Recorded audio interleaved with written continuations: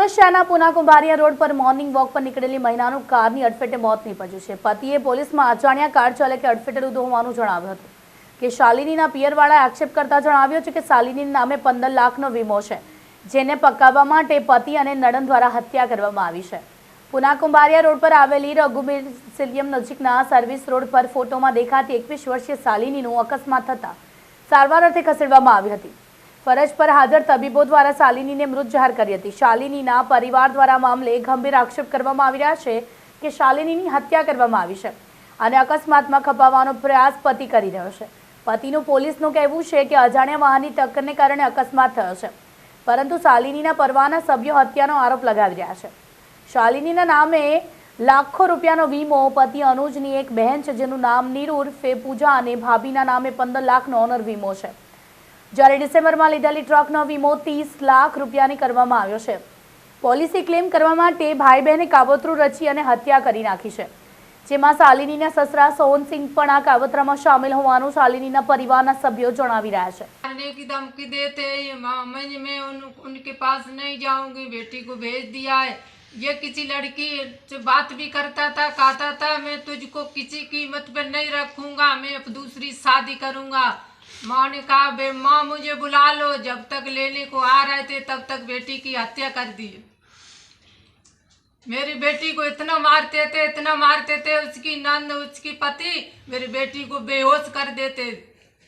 मैं किसान हूँ, मैंने कर्जा निकाल के इसकी सारी पैसे जमा किए, सारे पैसे दिए, फिर भी बेटी को इतना परेशान करता था। मेरी बेटी को पेट भर के भोजन नहीं दिया। 15 दिन से जबरदस्ती इस बेटी को मेरी को घूमने ले जाता था। 5 बजे बेटी मेरी खाती थी मैं नहीं जाऊंगी, जबरदस्ती खींच के बेड से और गेट तक खींच के ले जाता था कि चल जल्दी घूमने चलेंगे। मेरी बेटी के बदले मुझे बेटी चाहिए। मैं इतने हाथ जोड़ती हूँ, मेरा न्याय किए, मेरे बेटी के पीछे मेरा न्याय कर दो। मेरी बच्ची के साथ में ये हुआ है तो ये उसकी बच्ची के भी साथ में करेगा ये काम। मेरी बच्ची के साथ जो काम हुआ उसकी बच्ची के साथ होगा। मेरी बेटी का मुझे न्याय चाहिए। કુંભારિયા ગામની સારથી રેસિડેન્સીમાં રહેતા અનુજ યાદવે પોતાના નિવેદનમાં લખાવ્યું છે કે 8મી જાન્યુઆરીના રોજ તે પત્ની શાલિની સાથે સવારે 5 વાગે મોર્નિંગ વોક પર નીકળ્યો હતો અને કાર ચાલકે શાલિનીને અડફેટે લીધી। એ મહત્વની વાત છે કે ફેબ્રુઆરી 2017માં શાલિનીએ લગ્ન ન થયા હતા અને 3-4 મહિના પછી તેને પરેશાન કરવાનું શરૂ કર્યું હતું। અનુજની બહેન પૂજા પણ હેરાનગતિ કરતી હતી। આ કારણોસર મારી પુત્રીને માતૃભૂમિ ઘરે લાવ્યો હતો, પરંતુ 1 મહિનામાં પાછો મોકલી આવ્યો હતો। વર્ષ 2018માં 5 લાખ રૂપિયા માંગવામાં આવ્યા હતા। મેં 2 લાખ રૂપિયા આપ્યા છે। બટાકાનો પાક તૈયાર નથી, સાથે 3 લાખ આપવાનું વચન આપ્યું હતું। દીકરી સાથે ફોન પણ રાખ્યો ન હતો। હત્યાની શંકા એટલા માટે છે કે આ બધા લોકો સવારે 10 વાગે જાગવાવાળા પરિવાર છે અને સવારે જબરજસ્તી વોક ઓર લઈ જવાનું શું કારણ હોઈ શકે? 5 लाख रुपए की मांग की तो हमने कुछ 2 लाख रुपया इनके खाते में भेजे और के बाद हमने शेष वायदा किया हम और देंगे, हमारी लड़की को मत मारो, लेकिन इन्होंने नहीं माने। कुछ दिनों बाद हमारी लड़की को यहाँ पे हमारे पास छोड़ गए। 2-2.5 महीना लड़की हमारे पास रुकी तो उस लड़की ने सारी बात बताई कि पापा ये किसी लड़की से बात करते हैं और ये कहते हैं कि तुझको नहीं रखूँगा, उसी से मैं शादी करूँगा सूरत में। तो लड़की को फिर मैंने नाना और मामा को बुलवाया।